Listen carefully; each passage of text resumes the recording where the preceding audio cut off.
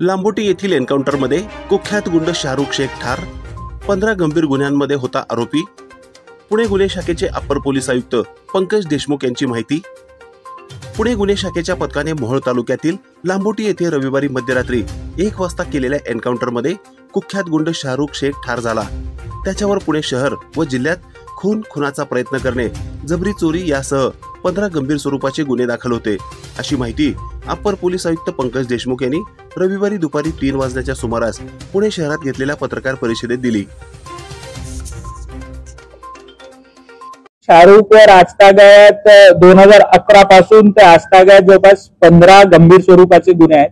काळेपदर police station अंतर्गत 100/2025 हा गुन्हा दाखल होता। सदर अटेम्प्ट टू मर्डर ह्या गुन्ह्यामध्ये मोका सुद्धा कालांतराने लावण्यात आला होता।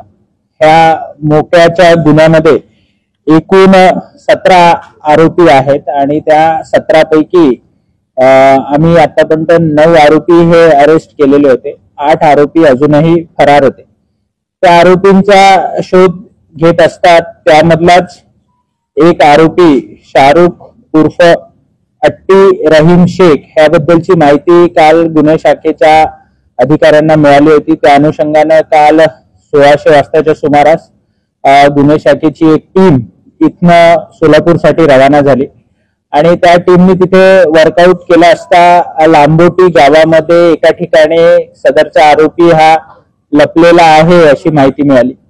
त्या माहितीवर वर्कआउट करून जेव्हा त्या घरामध्ये आम्ही प्रवेश करण्याचा प्रयत्न केला तेव्हा आमच्या API कांबळे यांच्यावर सदर आरोपीने फायर केला आणि त्याच्या रिटॅलिएशन मध्ये API कांबळे यांनी फायर केल्यावर तो आरोपी जखमी झाला। जखमी अवस्थेत त्याला हॉस्पिटलाइज केलं असता तिथे त्याला मृत घोषित करण्यात आलेला आहे। ह्यामध्ये जी प्राथमिक माहिती आहे त्या माहितीच्या अनुषंगाने त्याने 1-2 राऊंड फायर केले आरोपीने अशी प्राथमिक माहिती आहे आणि त्याच्यावर जो क्रॉस फायर झाला आहे त्याच्यामध्ये सुद्धा काही राऊंड हे फायर झालेले आहेत।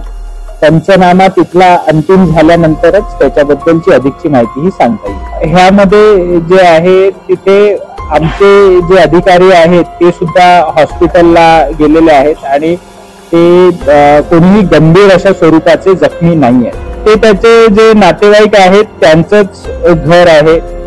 त्या अनुषंगाने एक आम्ही अटेम्प्ट टू मर्डरचा गुन्हा हा नोंदवलेला आहे। त्यामध्ये हा मयत आरोपी शाहरुख आणि त्याची पत्नी ह्या दोघांवर हा गुन्हा नोंदवण्यात आला आणि आमच्या माहितीप्रमाणे तो 15 दिवस ते 1 महिन्याच्या दरम्यान पासून तो त्या गावामध्ये राहतोय। मी तेच सांगते की त्याच्यानंतर पण 1-2 राऊंड फायर झालेले आहेत, पण एक्झॅक्ट जे आहे त्याचा पंचनामा सुरू आहे म्हणून मी त्याच्यावर अधिकचं भाष्य करणार नाही। त्यामध्ये त्याच्या खोलीमध्ये शाहरुखची पत्नी आणि 3 लहान मुले त्याच्या नातेवाईकांचीही तिथे त्या खोलीमध्ये होती अशी प्राथमिक माहिती आहे। ऍज पर द FIR त्या लहान मुलांचा सुद्धा जीव धोक्यात आला होता आणि त्याच्यामुळे अशा प्रकारची निर्णायक कारवाई करण्यात आली। आपल्या सर्वांना मी त्याची माहिती सुद्धा देईन। शाहरुखवर आजतागायत 2011 पासून ते आजतागायत जवळपास 15 गंभीर स्वरूपाचे गुन्हे आहेत।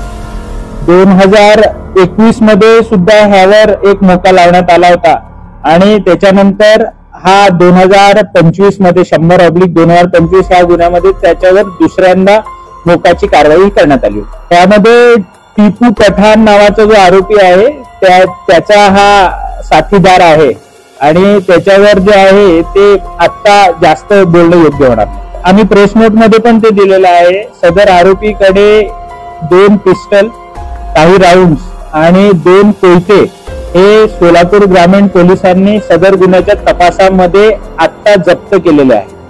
तर त्यामुळे त्याच्या घरचे जे आरोप करत आहेत त्याच्यावर मी बोलण्यापेक्षा जे पोलीस तपास करत आहेत त्यांनी बोलणं जास्त सोयीस्कर होईल।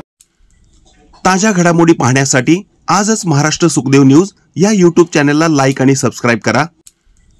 ताज्या घडामोडी पाहण्यासाठी आजच महाराष्ट्र सुखदेव न्यूज या YouTube चॅनलला लाईक आणि सबस्क्राईब करा।